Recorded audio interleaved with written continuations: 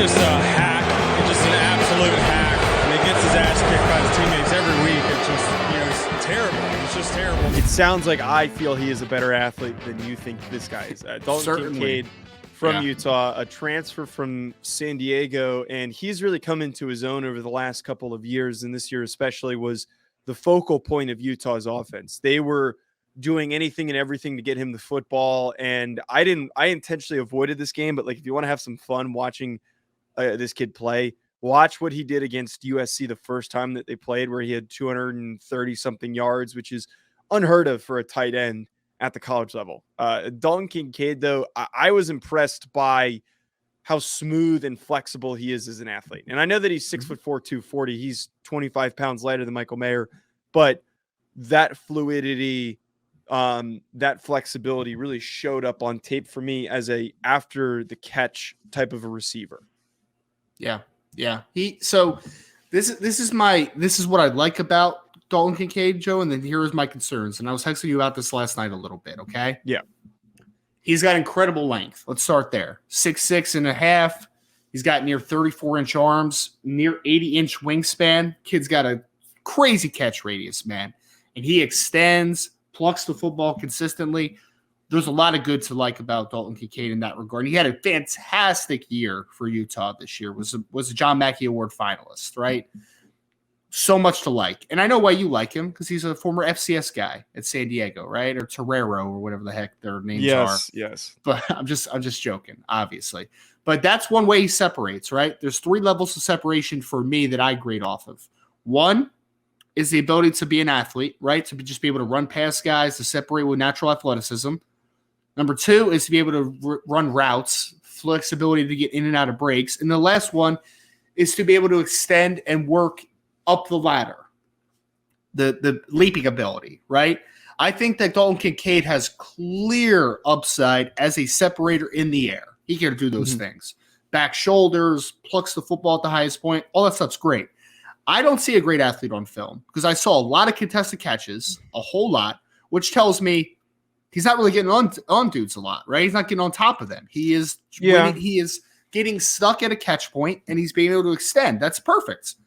I don't see that, though, and I don't see a great route runner either. I think he's a linear athlete. I compare him to Kyle Rudolph, which nothing wrong with that. Kyle Rudolph is a good player in the NFL, man. He's a Pro Bowl tight end. He had 80-something catches one year. I just don't think that there's a high level of separation, and I also don't think he's a very good blocker for his size, which is troubling. It's troubling when you kind of cope those things all together. The blocking issue I totally agree with, and I think that's giving me a bit of a knock in his grade. Because to your point, he's big. He's a really big kid, but he doesn't have the play strength to really bring a presence as a blocker. Like I think that he's a really poor blocker. He's not a very good blocker. And again, the strength issue is what comes into play as well as a lack in technique. But I give him a lot more credit as an athlete. I think linearly, I think that this is going to be a 4.65 kid. At the same time, I think that he's got really good change of direction ability. Like I think a lot of his routes that he did create separation is not necessarily because of speed and getting on top of guys, but is because he's able to make firm, easy cuts. A lot of plays where he's coming back to the football. I really, really enjoyed what he does as a route runner in terms of his ability to make those cuts. So, like that's why I think I'm a little bit higher on him. Those contested situations I'm not excited about because he's not the same level of jump ball type player as Michael Mayer, but when he's open and he gets the ball in his hands, I think he's a very dangerous threat as an yards after the catch type of a player. Like he can bring that type of a presence, but to your point, they probably need to scheme him open a little bit more than somebody like Michael Mayer.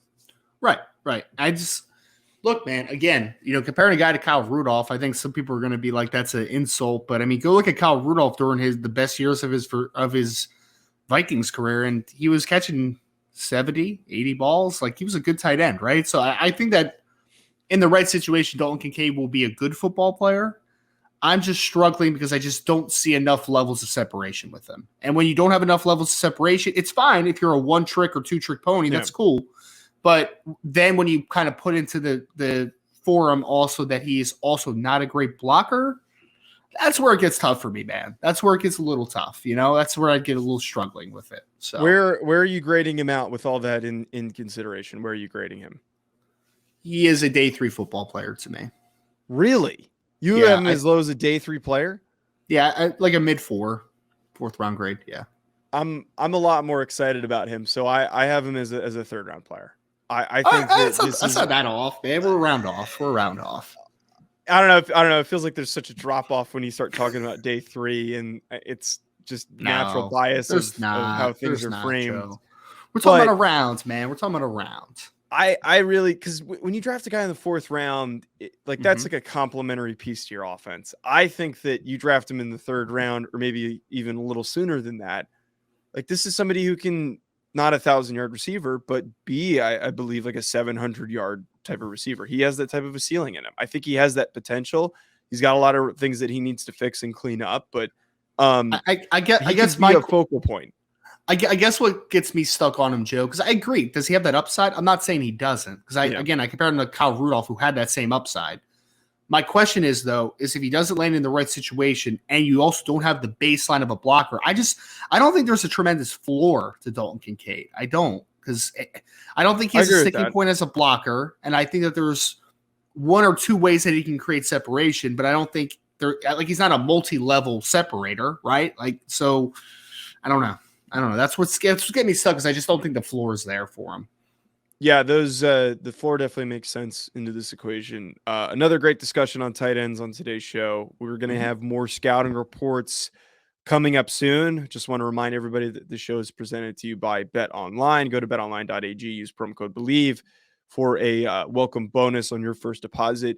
That's going to be it from us. We'll be back with more, folks. Enjoy the rest of your week.